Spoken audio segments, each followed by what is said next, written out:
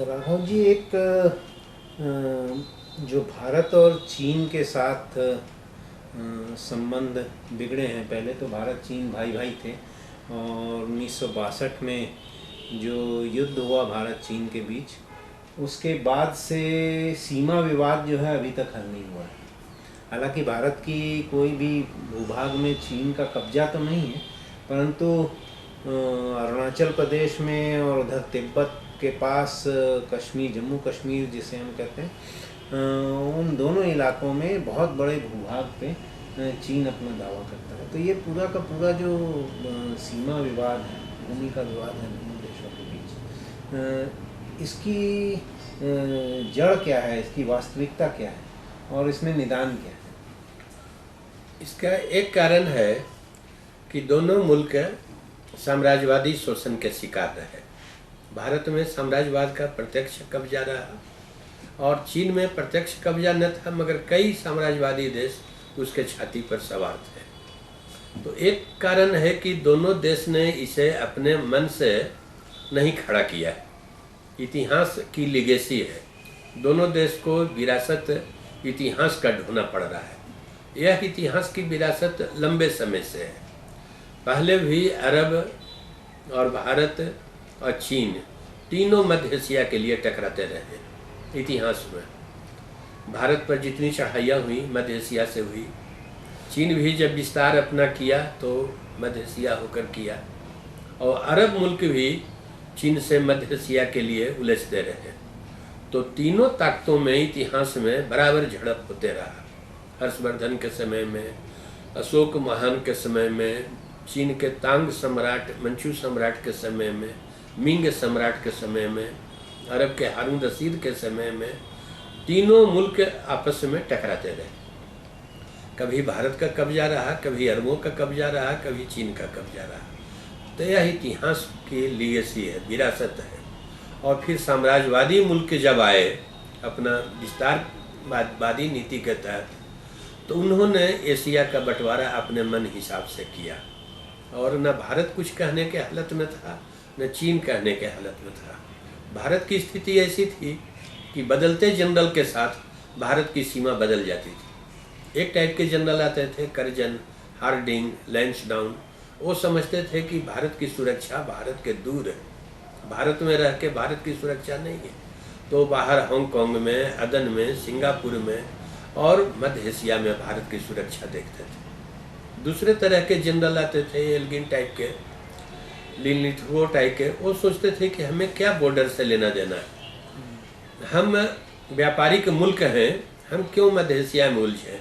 तो उस सीमा को हटा लेते थे। तो अंग्रेज ही 1899 ईस्वी तक फाइनल नहीं किए कि भारत की सीमा क्या है, और बदलते जनरल के साथ सीमा बदल जाती थी। यह झगड़ा का दूसरा कारण हो गया। तीसरा कारण हो गया कि जब दोनों मुल्क आज़ाद हो गए तो रसिया ने चाइना को धोखा दिया 54 में, और चाइना को अमेरिका से लड़ना पड़ा वियतनाम में, कोरिया में। तो चाइना का विश्वास रूस और अमेरिका दोनों से हट गया, और वह स्वतंत्र नीति अख्तियार करने पर बढ़ना शुरू किया। तो थर्ड वर्ल्ड में दोनों की नज़र गई, भारत के भी, चाइना के भी। और थर्ड वर्ल्ड के लीडरशिप के लिए चाउ एन लाई और नेहरू दोनों प्रतिद्वंदी हो गए। तो दोनों के मन में एक छुपी हुई लालसा रही कि हम मिंग सम्राट के उत्तराधिकारी हैं, चाइना के मन में, और नेहरू के मन में रहा कि हम करजन के उधर उत्तराधिकारी हैं। तो मध्य एशिया में दोनों टकराए उस महत्वाकांक्षा के कारण। और इसमें अगर कुछ होशियारी दिखाया जाता तो मामला फरिया सकता था। 54 में नेहरू मजबूर थे, चूँकि सिएटो सेंटो संधि अमेरिका पाकिस्तान को केंद्र में रख के करके घेर लिया इंडिया को। तो उस मजबूरी में नेहरू रूस और चीन के तरफ झुके। तो हिंदी चीनी भाई भाई का नारा हुआ और पंचशील का नारा हुआ, और उस आधार पर 58 तक दोनों में काम चलाऊं दोस्ती रही। लेकिन जब खंपा विद्रोह को इंडिया से समर्थन मिला और अमेरिकन हथियार तिब्बत में पहुंचाए गए और दलाई लामा भाग के इंडिया आया, इंडिया में उनको शरण मिली, तो वह रिश्ता टूट गया। और फिर दोनों आमने सामने हो गए। आमने सामने हो गए तो अब कोई आधार दोस्ती का नया बनाना था, लेकिन नेहरू भी देख रहे थे कि रूस और चाइना में झगड़ा पसर गया, फैल गया है, अब ये दोनों कभी दोस्त न होंगे। और नेहरू के दिमाग में यह बात आई नहीं कि कभी अमेरिका चीन भी दोस्त हो सकते हैं। तो वो समझे कि अमेरिका चीन तो लड़ ही रहे हैं, मगर बात ऐसी नहीं थी, अंदर अंदर दोनों में रूस को तोड़ने के लिए सहमति बन रही थी। इसको नेहरू नहीं देख पाए और दलाई लामा के आने से इनको विश्वास हो गया कि Japan, Burma, Lanka, Thailand, Cambodia, Laos सब मेरे साथ रहेंगे। तो इसमें नेहरू की भी महत्वाकांक्षा हिलोर मारने लगी। तो दोनों के बीच 54 में जो अंडरस्टैंडिंग हुआ था कि अरुणाचल के गैप को इंडिया भरेगा और अक्साई चीन के गैप को चाइना भरेगा, इस एग्रीमेंट को दोनों तोड़ दिए। चाइना भी अक्साई चीन में रोड बना लिया, अरुणाचल में हिंदुस्तान भी रोड बना रहा था, लेकिन 58 में इंडिया ने सीधे डिक्लेयर कर दिया कि चाइना मेरा 14,000 स्क्वायर मील कब्जा कर लिया। हालांकि वह सहमति से दोनों रोड बना रहे थे। इंडिया जब अरुणाचल में रोड बना रहा था तो चाइना ऑब्जेक्ट नहीं कर रहा था, और जब चाइना रोड अक्साई चीन में बना रहा था लद्दाख में, तो इंडिया विरोध नहीं कर रहा था। मगर जब लड़ने का मन बन गया दोनों का, तो अचानक नेहरू डिक्लेयर कर दिए कि 14,000 वर्ग मील मेरा कब्जा कर लिया और चाइना ने रोड बना लिया। उतना ऊंचाई पर कोई रात भर के अंदर रोड नहीं बना सकता था। इसके बाद भी थोड़ा प्रयास हुआ दोनों के बीच सहमति का, और चाउ एन लाई भारत में आए और उनकी इच्छा थी कि बार्टर डील से ले दे के मामला फरिया ले लिया जाए। उनके कहने का मतलब था कि जो मेरे कब्जा में है मेरे पास रहे, जो आपके कब्जा में है आपके पास रहे, और जो दोनों में किसी के कब्जा में न है, नो मैंस लैंड है, उसको भी भारत रखे। इस आधार पर उन्होंने एक प्रपोजल दिया कि अरुणाचल में भारत के दावा को मैं मंजूर करता हूँ, और अक्साई चीन में जो मैंने रोड बनाया है उसको भारत मंजूर करे। मगर नेहरू आश्वासन के बावजूद इस एग्रीमेंट में शरीक न हुए। उन्होंने बहाना किया कि मेरे कैबिनेट मिनिस्टर राजी नहीं हो रहे हैं, पंत और मोरारजी विरोध कर रहे हैं। तो क्षुब्ध होकर के चाउ एन लाई भारत से चला गया नेपाल, और नेपाल राजा से उसकी सीमा संधि हो गई। फिर पाकिस्तान से भी उसकी संधि हो गई, और फिर मैकमोहन रेखा पर बर्मा से भी उसकी संधि हो गई। 13 कंट्री से 1 बाई 1 वह संधि कर लिया, जहाँ जिनसे जिनसे सीमा मिलता था, वियतनाम से, लाओस से, कंबोडिया से, सारे कंट्री से, रसिया से उसका सीमा संधि हो गया। केवल एक भारत ही बचा रह गया।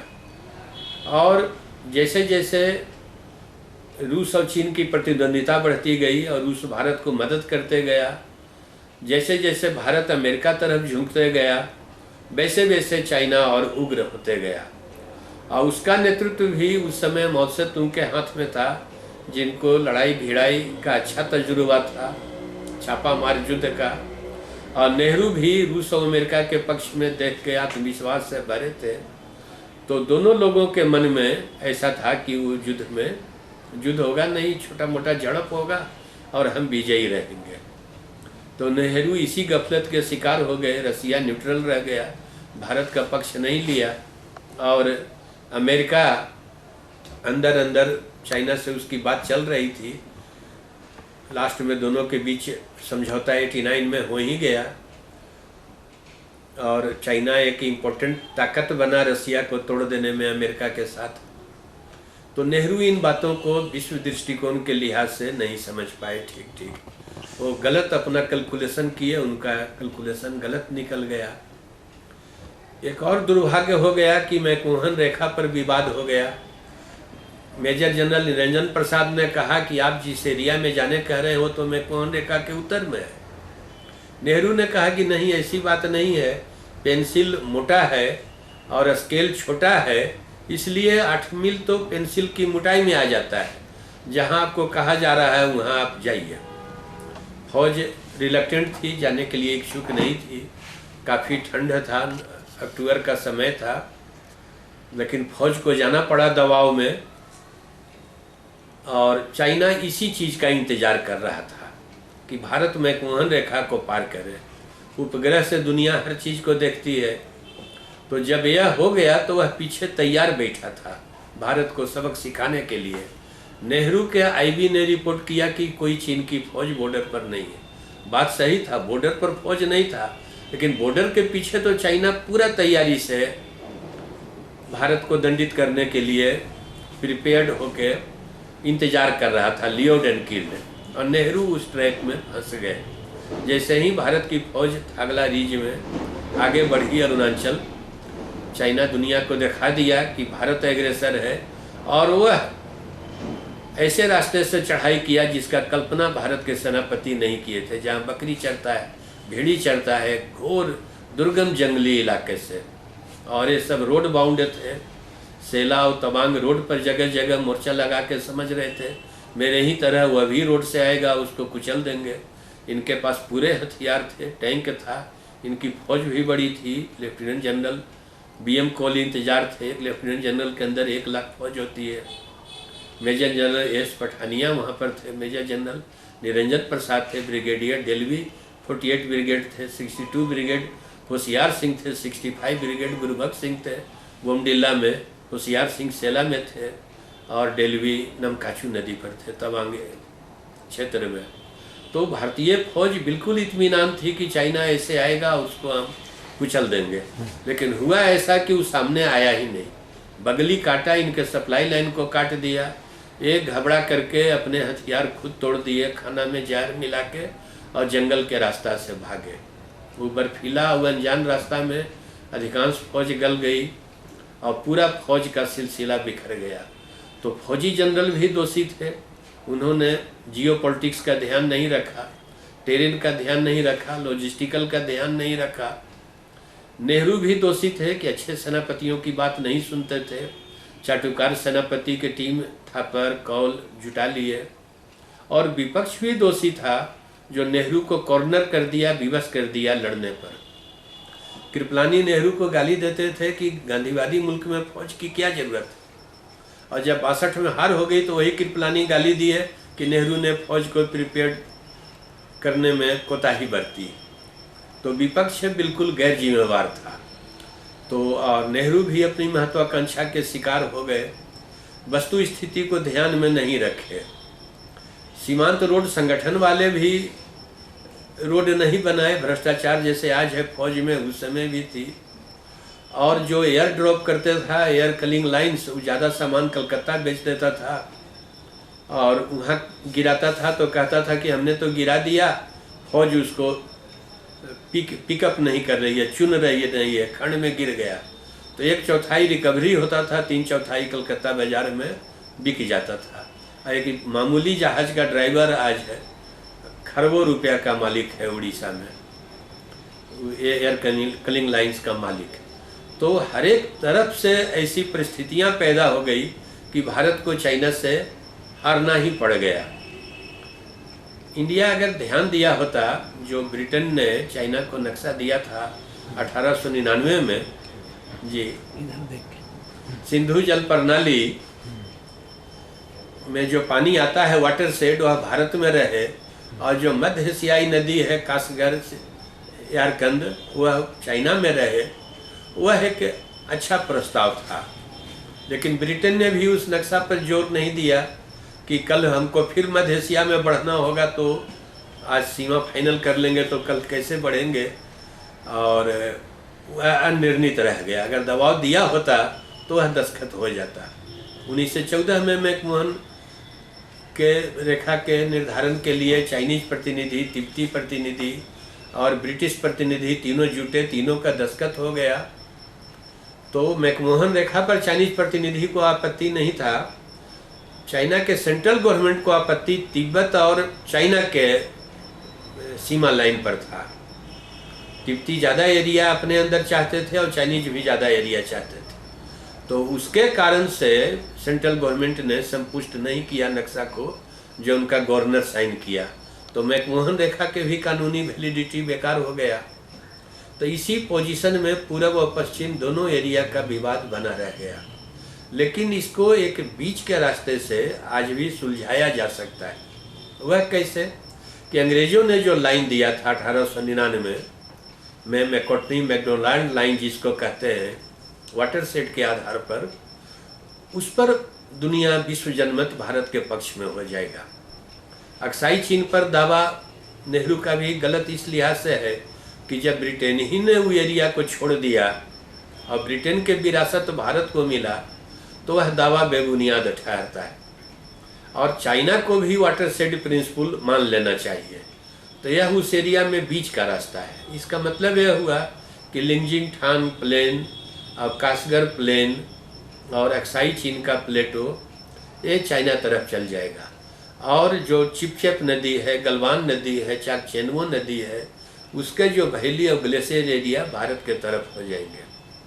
तो यह बीच का एक रास्ता अच्छा है कि उसको वाटर डील से तय कर लिया जा सकता है। इसी ढंग से स्पेंगुर झील जो है वह, उस पर ब्रिटेन के दो तरह के पर्सपेक्टिव थे। एक आर्डक जॉनसन उसको अपने अंदर लेता था, और दूसरा और जो लोग थे साउंडर, ये सब उसको उस पार शो करते थे। तो उसमें एक बीच का रास्ता अपनाना चाहिए कि जो पेंगोंग झील है उसको भी बांट लेना चाहिए, और जो नदी है चुसुल उसके वाटरशेड को सीमा मानना चाहिए। और दमचोक लंबे समय से भारत के पास है तो उस पर भी चाइना को अपना दावा हटा देना चाहिए।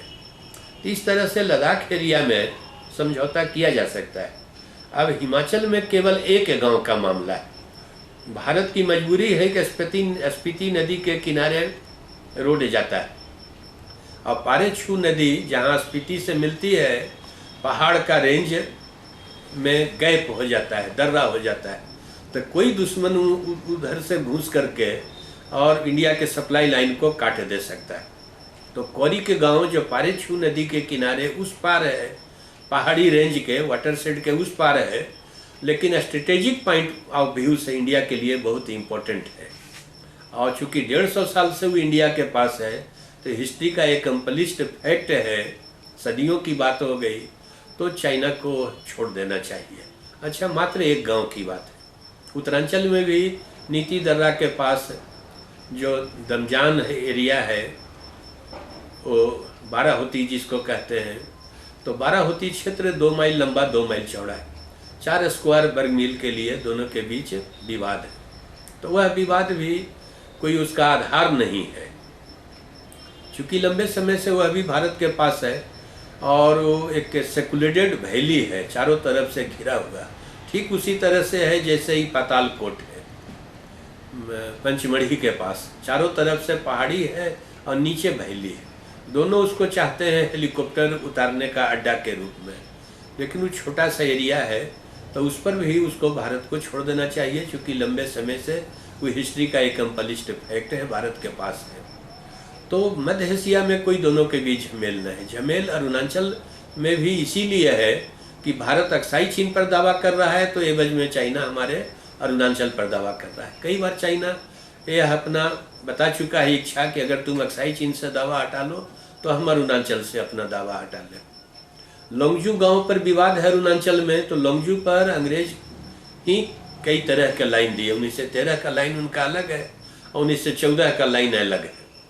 तो एक लाइन में वो भारत के अंदर है, और फाइनल जो नक्शा चाइना को 1914 के मैकमोहन रेखा दी है, उसमें वह मैकमोहन रेखा के उत्तर में मगर घाटी है, वहाँ भी दोनों हेलीकॉप्टर उतारने के लिए उसको सुटेबल समझ के दोनों दावा कर रहे हैं। लेकिन चूंकि उस गांव को अंग्रेज ही ने छोड़ दिया था, इसलिए भारत को भी वो गांव पर दावा नहीं करना चाहिए। एवज में थागला पहाड़ी के पास, गुमला दर्रा के पास भारत को थोड़ा सा जमीन चाइना से मांग लेना चाहिए कि यहाँ पर जो वाटरशेड प्रिंसिपल है उसके अनुसार हमको 24 स्क्वायर वर्ग किलोमीटर दे दो और लोंगजू तुम रख लो। इस तरह से माइनर एडजस्टमेंट करके झगड़े को सुलझा सकते हैं। और दोनों के बीच जमीन इशू नहीं है, दोनों बहुत बड़े देश है। जमीन इशू रहता तो चाइना बर्मा को दबा सकता था, लेकिन बर्मा को 300 स्क्वायर वर्ग मील जमीन दे दिया चाइना नेपाल को दबा सकता था, लेकिन नेपाल राजा ने जब मानंग भोट में डिमांड किया 500 स्क्वायर वर्ग मील कि मुक्तिनाथ मेरा तीर्थ है, तो चाइना खुशी खुशी छोड़ दिया। पाकिस्तान ने जब दावा किया कि काराकोरम के उस पार हूँ जाके सरदार की भेड़ी चरती थी, हमको वह जमीन चाहिए, और हुंजा मेरा चिफ्टेन है, मेरे अंदर है, तो चाइना ने 750 स्क्वायर मील छोड़ दिया। उसूरी नदी पर रूस ज्यादती कर रहा था, लेकिन वहाँ भी चाइना पीछे हट गया और रूस के दावा को मंजूर कर लिया। तो चाइना किसी मुल्क से सीमा का विवाद नहीं किया, दब के झुक के पीछे हट के फरिया लिया। इसका मतलब है कि ज़मीन इम्पोर्टेंट चाइना के लिए नहीं है। वो झगड़ा बचा के अपने को ताकतवर करना चाहता है और सोचता है कि जब हम ताकतवर हो जाएंगे तो मकाऊ से पुर्तगाल, हांगकांग से इंग्लैंड, फॉर्मोसा से अमेरिका, व्लादिवोस्टोक से रूस खुद हट जाएंगे, लड़ने की ज़रूरत रहेगी।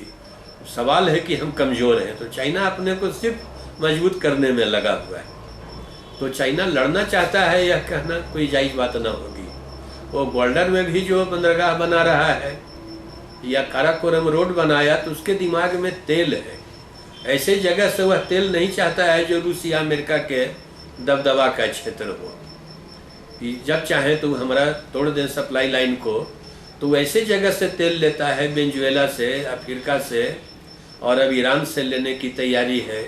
तो उसी लिहाज से वो काराकोरम रोड और ग्वालियर बना रहा है। भारत उसके दृष्टि में नहीं है, उसके दृष्टि में रूस और अमेरिका है। और अमेरिका और ईरान में जो झमेल चल रहा है, हाँ, भारत अगर अमेरिका को कैंप को ज्वाइन कर लेगा या रसिया के कैंप को, तो उस लिहाज से वह दूर दूर तक भी है। भारत के पड़ोसी भारत से नाराज है। भूटान भारत को एक खतरा के रूप में देख रहा है, नेपाल भी भारत को एक खतरा के रूप में देखता है, और मालदीव की सरकार जो नई सैनिक आई भारत के विरोधी है। तो इस स्थिति का चाइना फायदा उठा रहा है, सब जगह वो अपना अड्डा बना रहा है। इसका फायदा है उसको कि उसके जहाज की लूटमार सुमारिया के डकैत नहीं करते, वो हिंद महासागर में मौजूद है।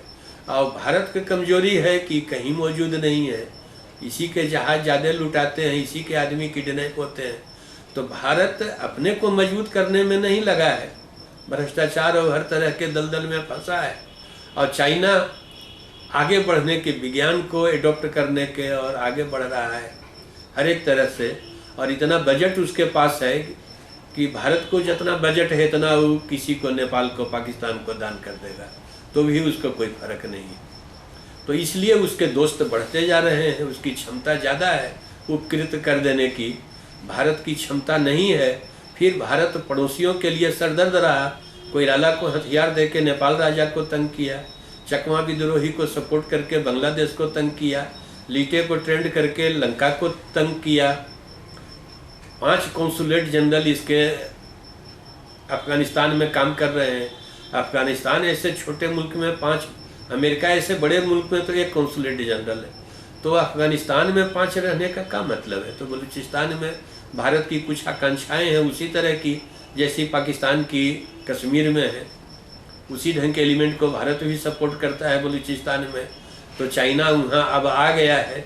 तो चाइना के दिमाग में ईरान का तेल है और जो पाइपलाइन है और मध्य एशिया तेल है, ये दोनों तेल चाइना का के मतलब प्रभाव क्षेत्र में आ जाएंगे। तो भारत उसके दृष्टि बिंदु में नहीं है, उसके दृष्टि बिंदु में रूस और अमेरिका है। भारत अभी उतना मजबूत हुआ ही नहीं है कि चाइना इसको खतरा के रूप में देखे। तो यह पोजीशन है। तो इस परिस्थिति में भारत की सरकार अगर प्रैग्मेटिक न हुई तो राजनीतिक उलझनें भविष्य में खड़ी हो सकती है।